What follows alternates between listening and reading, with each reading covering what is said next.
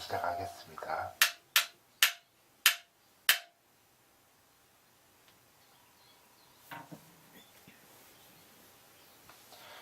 불교 공부에 대해서 오늘 얘기를 해드리려고 그래요. 타 종교와 다른 불교만의 특징이 무엇입니까? 모든 종교가 사람을 선하게 만든다.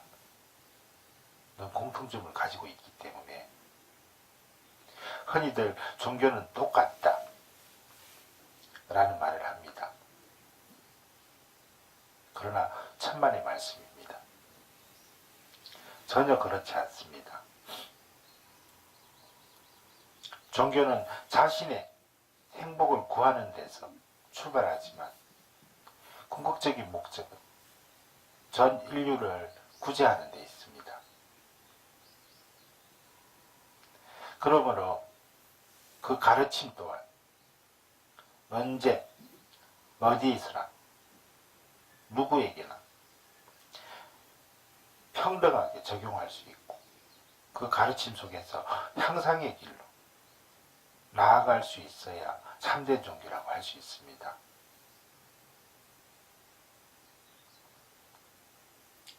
이러한 유일 절대 근한의 신 앞에서 언제나 수용적인 자세를 취할 수밖에 없다면 이는 인간을 위한 종교가 아닙니다.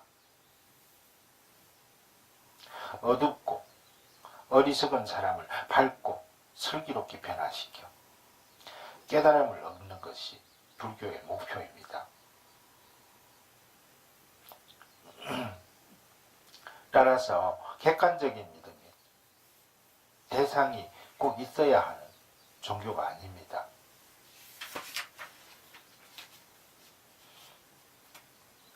자기 자신의 깊숙한 곳에 잠재된 불성을 찾기만 하면 행복해질 수 있는 종교가 불교입니다. 두 번째, 불교는 신중심의 불교가 아니라 인간 본의의 종교입니다. 신이 혜택을 주거나 삶의 결정권을 쥐고 있는 것이 아니라 자신의 삶과 수행과 정진만이 행복을 좌우한다는 것을 깨우쳐주는 종교입니다.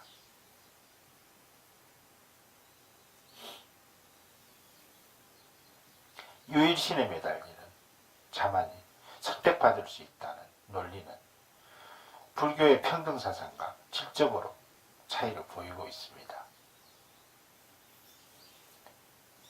내가 믿는 종교가 어떠한 자격이나 전제 조건 없이 모두에게 평화와 향상의 길을 열어주는 종교인지를 되새겨보고 참된 진리를 일깨워주는 가르침이라는 확신 속에서 종교를 믿어야 하지 않겠습니까?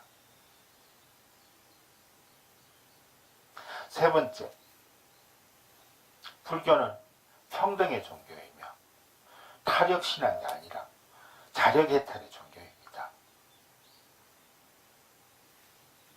석가모니 부처님이나 문수, 보현보살, 소나 개와 같은 축생, 나아가 산천초모까지도 하나같이 평등하며 그 생명이 존귀하다는 것을 일깨워주는 종교가 불교입니다.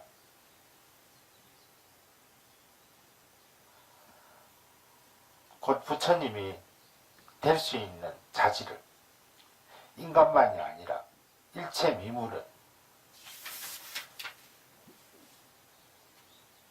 미물들까지 모두를 갖추고 있기 때문에 누구든 석가모니처럼 될 수 있음을 설파하고 있습니다. 따라서 불교에서는 자신의 힘으로 마음에 낀 때를 씻어내고 무명을 벗어나는 것을 목표로 삼고 있습니다. 이렇게 마음의 때를 씻고 해탈하면 행복해지지 않을 수가 없는 것입니다.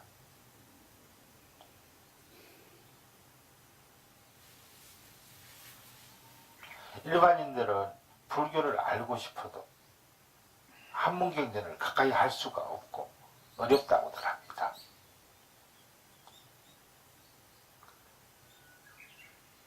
어떻게 접근하는 것이 좋겠습니까?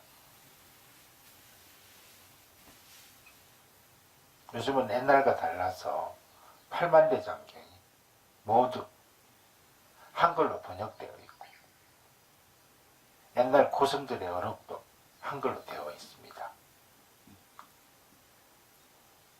또 불교 서적에 가면은 부처님 일대기를 비롯하여 알기 쉬운 불교 상식 책들이 많이 나와 있습니다. 그런 책들을 사서 마음을 모아 정독하는 것이 좋습니다.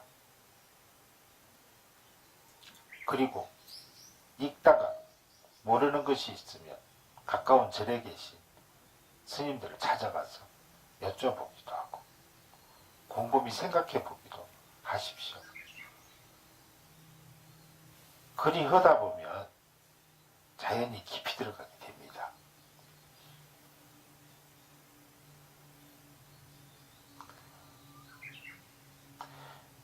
수행의 요체가 무엇입니까? 흔히들 수행이라고 하면 염불, 참선, 주력,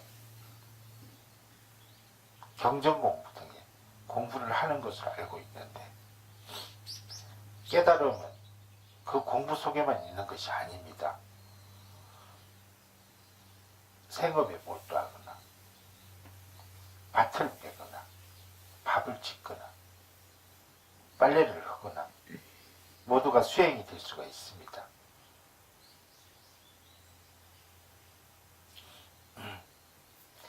밭농사를 짓는 것을 예를 들어 봅시다. 비탈진 이 밭에는 무엇을 심을까? 이 씨앗을 심으면 까치가 까먹을 것이고 깊이 심으면 싹이 더디게 나지 않겠습니까? 이렇게 농사짓는 모든 일, 심사숙고할 때 실한 작물을 많이 거둘 수 있게 되는 것입니다.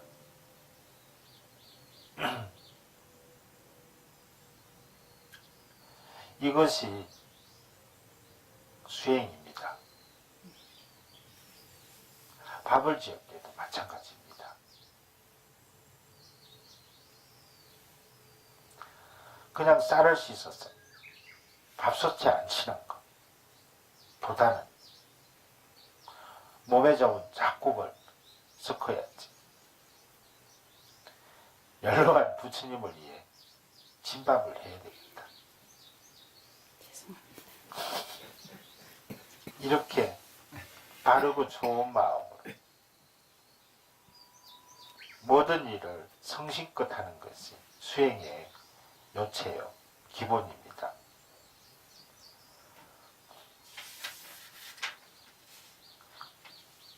부처되고자 하는 일은 한 법도 버릴 것이 없다는 것입니다.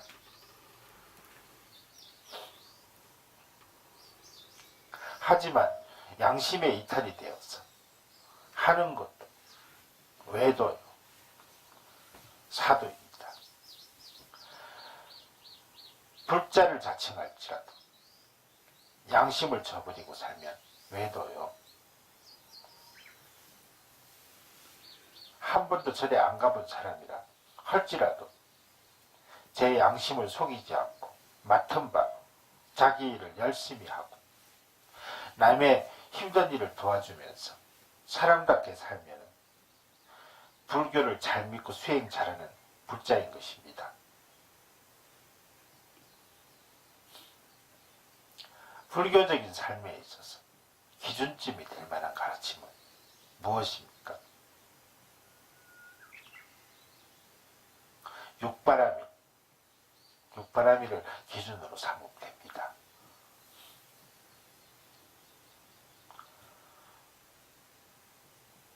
불교는 개, 정, 해, 사막에서 육바라밀로, 육바라밀에서 십바라밀로, 나아가 보현보살의 만행을 닦고 실천할 것을 가르치고 있습니다. 하지만 모든 실천의 중심에는 보시, 지계, 인용, 정직, 선정, 지혜의 6가지 덕목으로 구성된 육바라밀이 자리를 잡고 있습니다.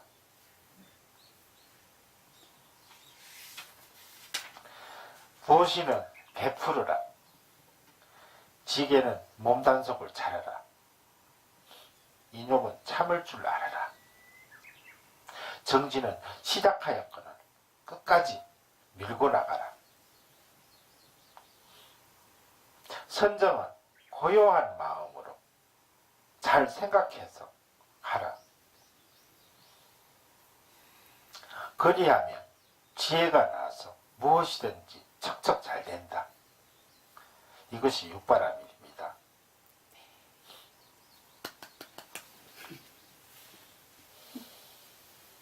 너무 쉬운데 잘 힘들어. 육바라밀의 첫 번째, 보시는 베푸는 것입니다. 남을 위한 마음씨를 품고 말 한마디 할 때는 상대의 마음이 상하지 않게 좋은 말로 베풀고 살며, 돈은 나 혼자 쓰는 것이 아니라 벌면은 나누어 줄 줄 아는 것입니다. 이 보시는 크게 법시, 제시, 무예시로 나누어 설명합니다. 법시는 진리를 가르치고 전하는 베품을 말하고, 제시는 재물을 나누는 것 뿐만이 아니라 법시를 행할 수 있는 도량을 위하여 재화를 베푸는 것까지 포함하고 있습니다. 그리고 무예시는 고통받는 자를 위로하여 공포를 없애주고 평화를 얻게 하는 일체의 베품을 말합니다. 진리나 좋은 법문을 주위에 알리려고 할 때 먼저 좋은 음식이나 물질로 대접을 하여 서로의 신뢰감이 쌓여갈 때 불법을 전하고 상대방의 두려움을 위로하여 평화를 얻게 할 때 무예시가 성취되는 것입니다. 이 셋 모두가 갖추어진 것이 참된 보시입니다. 두 번째, 지계입니다. 가질 지자, 우리가 계할 때 지킬 계자. 지계, 곧 계율을 지킨다는 것은 어렵게 생각하지 마십시오. 남의 마음을 상하게 하는 행동을 하지 않고, 다른 사람에게 상처를 주는 말을 하지 않고, 다른 사람을 해치지 않는 것이 계율입니다. 부처님께서 당시의 제자들이 지켜야 할 사항을 제정해 놓은 것이 계율이요. 그 말씀을 모아놓은 것이 율장이 되었지만, 이 계율의 근본적인 생각은 남을 나와 같이 존중하라는 것입니다. 이를 잊지 마시기 바랍니다. 세 번째, 인욕은 잘 참는 것입니다. 부처님께서 우리가 사는 이 세상을 사바세계라고 표현하셨는데, 이 사바세계를 번역하면 견딜감, 참을 인, 감인세계가 됩니다. 참지 않고 살아갈 수 없는 세계라는 뜻입니다. 이 혼탁한 세상에는 사리사욕에 눈을 반짝이며 다른 사람을 골탕 먹이려는 이들이 많습니다. 또 상대를 밟고 올라서거나 속이는 일이 흔하게 일어납니다. 이런 세계에 잘 참고 견디는 사람은 성공하고 행복해질 수 있습니다. 그러나 견디지 못하는 사람은 결국 패망하고 불행해집니다. 그래서 견디고 참는 가민세계라고 하는 것이며, 잘 살기 위해서는 인욕이 꼭 필요한 세계라는 뜻이 담겨 있습니다. 네 번째는 정진입니다. 어떤 공부나 일을 계속해서 열심히 하여 스스로를 향상시키는 것이 정진입니다. 그런데 이것이 참으로 쉽지 않습니다. 기도를 하거나 회사 일을 하다가 보면 마음이 느슨해지고 게을러질 때가 옵니다. 바로 이럴 때 처음에 초심으로 돌아가서 생각해야 합니다. 예를 들어 입사 면접을 끝내놓고 입사 여부를 기다릴 때는 대부분이 입사만 시켜주면 시키는 일은 무엇이든지 열심히 하겠다 라고 생각합니다. 그런데 자리를 잡고 나면 처음에 먹은 생각과는 달라집니다. 요령을 피우고 교만을 부립니다.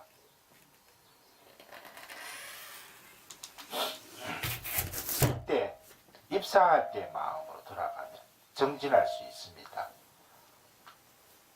학생도 원하는 학교에 입학하겠다 고 결심한 날의 각오를 상기시키면 열심히 공부하게 되고, 수도하는 사람도 처음 머리를 깎고 입사를 하듯 그 마음으로 돌아가면 깨달음을 이루고 공부를 성취하는 것이 어렵지 않습니다. 근수정진은 다리 뻗어요. 처음의 마음으로 돌아가서 정진하는 것입니다. 그렇게 정진하면 갈등이나 회의 없이 물 흐르듯 순조롭게 정진할 수 있습니다. 옛날에 내가 강원에서 강의할 때 처음처럼 이라는 말을 많이 했습니다. 이 때문입니다. 다섯째의 선정은 흔들림 없는 고요한 마음으로 사는 것입니다.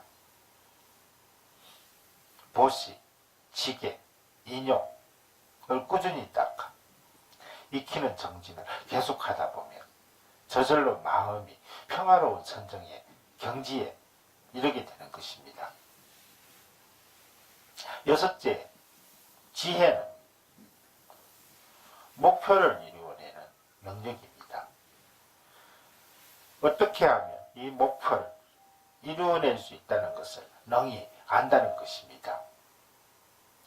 그 일의 본체와 작용을 있는 그대로 볼 수 있고 알기 때문에 성취되지 않을 수 없는 것입니다. 하지만 지혜는 그냥 나오는 것이 아닙니다.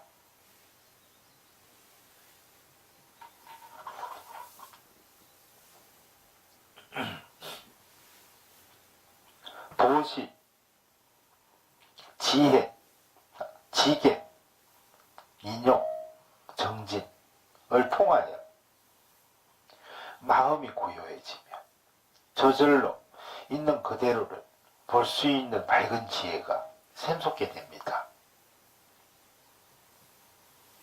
또 지혜롭게 생각하려는 그 생각 자체가 지혜입니다.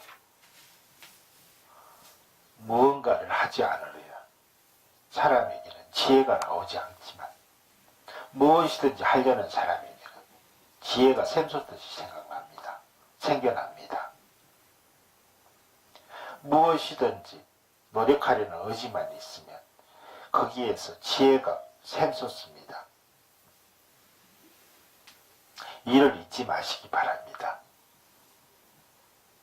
누구든지 육바라밀을 상가 수행의 기본 덕목으로 삼게 되면 틀림없이 좋은 결실을 이루고 행복을 누릴 수 있게 됩니다. 도인은 어떤 분입니까?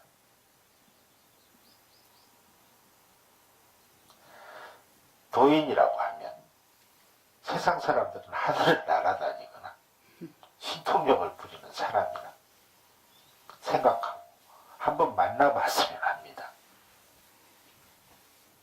그런데 도인은 결코 그런 사람이 아닙니다. 왜? 길 도자를 써서 도인이라고 했겠습니까? 어디서는 만날 수 있는?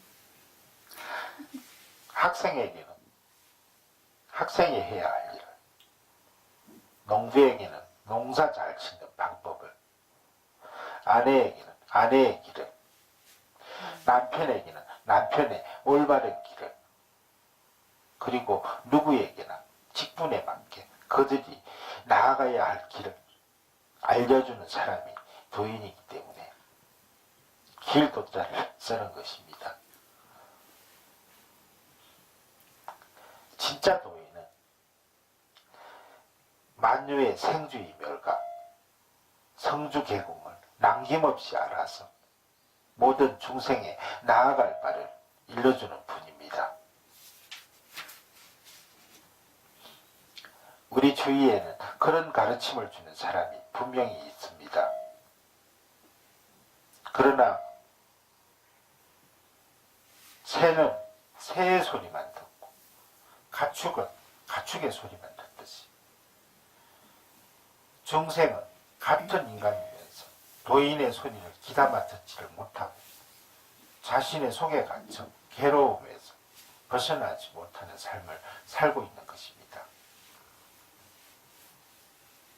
참으로 나아갈 길을 바로 바르게 일러주는 분, 그분이 도인이라는 것을 꼭 기억하시고 나를 지은 채 그분의 말씀을 경청하시기 바랍니다.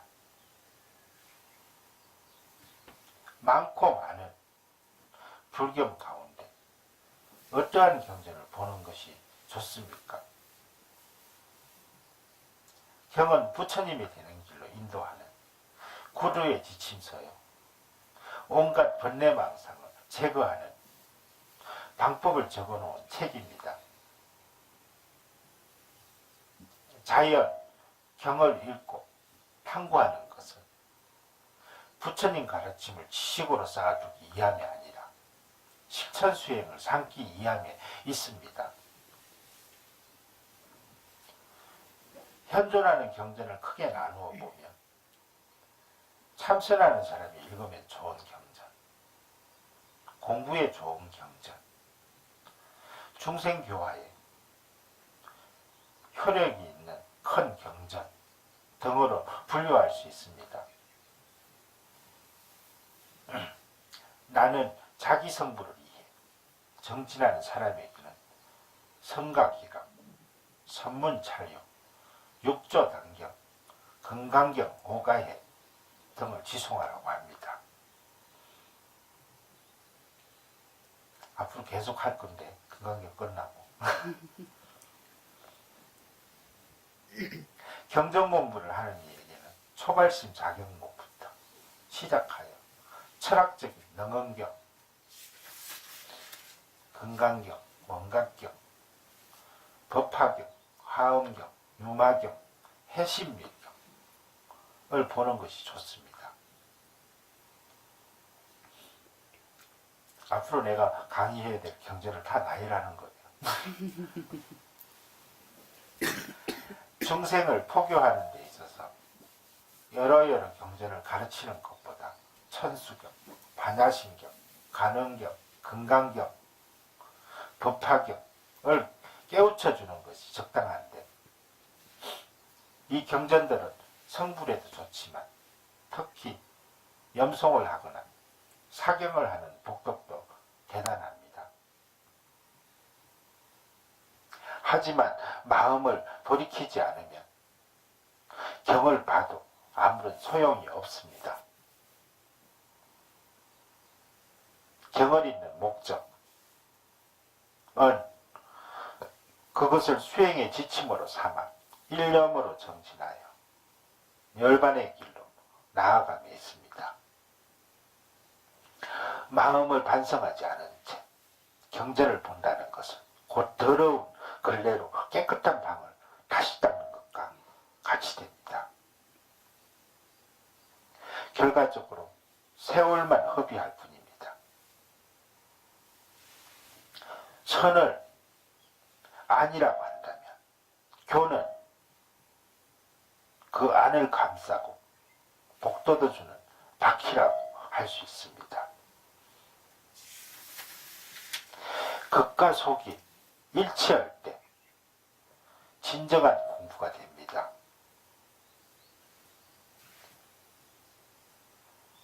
속인들에게 그날만한 연부를 일러주십시오. 연불은 지극한 마음으로 꾸준히 해야 합니다. 연불하는 그 순간에는 자신이 희구하는 그 일을 생각하지 말고 오로지 염하는 부처님만을 관하면서 부처님의 명호를 불러야 진짜 연불입니다. 그런데 어떤 이들은 속으로 계속 무엇을 해달라고 하면서 연불하는 경우가 있습니다. 하지만 이런 기원은 처음과 마지막에 원하는 바를 마음속으로 추구하며 그 부처님과 자신은 하나가 되어 있기 때문에 저절로 전달됩니다. 그러므로 연불을 할 때는 부처님만 생각하십시오. 흔히들 조상천도를 위해서 지장보살이나 아미타불을 염하고 자기 성불을 위해서는 석가모니불을, 학생들 학업성취를 위해서는 문수보살, 세상살이에 어려움이 많을 때는 관세음보살이 최고라는 말을 많이 합니다. 그래서 자기 형편을 이야기하면서 어느 부처님 명호를 불러야 하는가를 많이 질문합니다만 그럴 필요가 없습니다. 평소에 아미타불을 간세음보살을 했으면 어떠한 경우에 처해서든지 계속 관세음보살을 하면 다 통하게 되어 있습니다.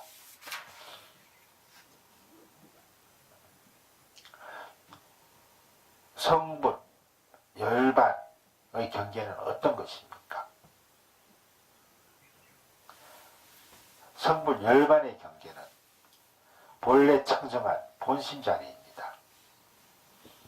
그 자리를 찾으면 성불합니다. 또 그 자리를 찾으면 열반에 들지 말라고 해도 열반에 들게 되어 있습니다. 그럼 열반의 경지는 어떠한 것인가? 열반에 들면 열반의 사득인 상락가정에 머물게 됩니다. 그럼 열반의 경지는 늘 변함이 없으며 괴로움이 없고 즐거움만 있으며 가가 아닌 참 진짜 나아자 진화만 있으며 더러운 것 없이 깨끗함만 있는 상태에 머무르게 됩니다. 이러한 열반의 경계에 들려고 하면 일체 생각을 다 쉬어버리고 쉬었다는 생각도 쉬어버려야 합니다. 쉬고 또 쉬었다는 생각마저도 쉬어버려야 합니다.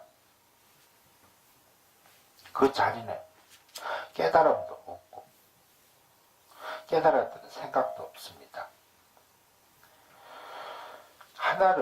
하나도 얻을 것이 없는 것을 이름하여 열반락이라고 하는 것입니다. 무슨 공부를 하든지 무념무상의 상태에 이를 때까지 꾸준히 행하여 열반의 경지로 나아가야 합니다. 그리하여 열애의 방에서 열애의 옷을 입고 열애의 자리에 앉아 열반요락을 누리시기를 간절히 축원드립니다. 오늘 특강은 여기서 마치겠습니다.